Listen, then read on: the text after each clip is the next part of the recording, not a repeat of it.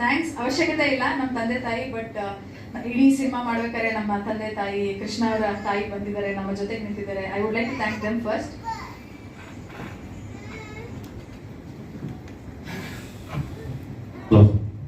So ಇಡೀ journey ಹೀಗಿತ್ತು. And ನಾನು ಫಸ್ಟು ಈ ಸಿನಿಮಾ ಸ್ಕ್ರಿಪ್ಟ್ ಎಲ್ಲ ಆದಮೇಲೆ ಓಕೆ ನಾವೇನೋ ಮಾಡ್ಕೊಂಡಿದ್ದೀವಿ ಅಂತ ಒಂದು ನಂಬಿಕೆಯಲ್ಲಿ ಫಿಲ್ಮ್ನ ಸ್ಟಾರ್ಟ್ ಮಾಡಬೇಕು ಅಂತ ಇದ್ದಾಗ ಫಸ್ಟು ಶ್ರೀ ಸರ್ನ ಕರೆದ್ವಿ. ಸರ್ ಈಗ ಶೂಟ್ ಮಾಡೋಣ, ಯಾಕಂದರೆ ರೆಡಿಯಾಗಿ ಕತೆ ಹೆಂಗಿದೆ ಅಂದ್ಬಿಟ್ಟು ಆಮೇಲೆ ಶೂಟಿಂಗ್ ಹೋಗಿಲ್ಲ. ಸರ್ ಶೂಟಿಂಗ್ ಪ್ಲ್ಯಾನ್ ಮಾಡ್ಕೊಂಡಿದ್ದೀನಿ ಬನ್ನಿ ಅಂತ. ಯಾವ್ದ್ರದ್ದು ಇದೆ ಸರ್ ಲವ್ ತಿರುಗಿದ್ದು ಹೌದಾ ಕತೆ ಎಲ್ಲ ಆಗೋಯ್ತಾ? ಹ್ಞೂ ಮತ್ತು ಕತೆ ಹೇಳಿ ಅಂತ. ಇಲ್ಲ ಫಸ್ಟು ಒಂದು ಶೂಟ್ ಮಾಡ್ಬಿಡೋಣ ಒಂದಿನ, ಅದ್ರದ್ದು ಹೇಳ್ತೀನಿ ಆಮೇಲೆ ಕತೆ ಹೇಳ್ತೀನಿ. ಸೊ ಫಸ್ಟ್ ಒಂದು ಅದನ್ನು ಶೂಟ್ ಮಾಡಿ ಅದಾದಮೇಲೆ ನೆಕ್ಸ್ಟ್ ಕಂಟಿನ್ಯೂಸ್ ನಾವು ಶೂಟ್ ಮಾಡ್ಕೊಂಡು ಅವ್ರಿಗೇನಂದ್ರೆ ಫಸ್ಟು ಭಯ, ಏನು ಮಾಡ್ಬಿಟ್ಟಿರ್ತಾರೆ ಅಂತ. ಫಸ್ಟ್ ಹಿಂಗೆ ಕತೆ ಕೇಳಿದ್ರು ಅಂದರೆ ಫುಲ್ಲು ಹಿಂಗೆ ಇದ್ರು.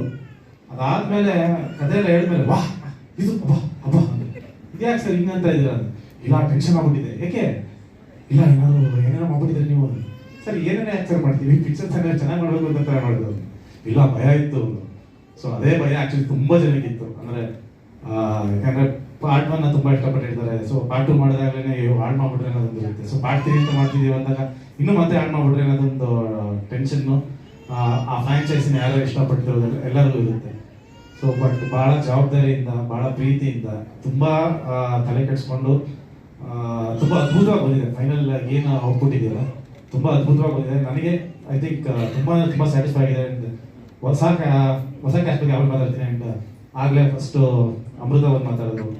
ಸೊ ಜೋ ಅನ್ನೋ ಒಂದು ಪಾತ್ರ ಬಹುಶಃ ತುಂಬ ಜನ ಆ ಪಾತ್ರನ ಒಪ್ಪೋದು ಆ್ಯಕ್ಟ್ ಮಾಡೋಕ್ಕೆ ತುಂಬ ಕಷ್ಟ. ಯಾಕಂದರೆ ಅದು ತುಂಬ ಒಂದು ಅಗ್ರೆಸಿವ್, ತುಂಬ ಒಂದು ನೆಗೆಟಿವ್ ಥರದ್ದೊಂದು ಕ್ಯಾರೆಕ್ಟರ್ ಅದು. ಸೊ ಅದನ್ನು ಎಷ್ಟು ಅದ್ಭುತವಾಗಿ ಪ್ಲೇ ಮಾಡಿದ್ದಾರೆ. ಸೊ ಈ ಲವ್ ಮಾಕ್ಟೇಲ್ ಅನ್ಸರ್ಷಣೆ ಸಕ್ಸಸ್ ಅನ್ಸರ್ಷಣೆ ಫ್ರಾಂಚೈಸಿ ಅಂದಾಗಲೇ ಜೋ ಅನ್ನೋ ಪಾತ್ರ ಎಷ್ಟು ಮುಖ್ಯ ಆಗುತ್ತೆ. ಯಾಕಂದರೆ ಆ ಜೋ ಇರೋದ್ರಿಂದನೇ ನಿಧಿಮ ವ್ಯಾಲ್ಯೂ ಬಂದಿರೋದು. ಯಾಕಂದರೆ ಜೋದು ಕಾಂಟ್ರಾಸ್ಟು ನಿಧಿಮ.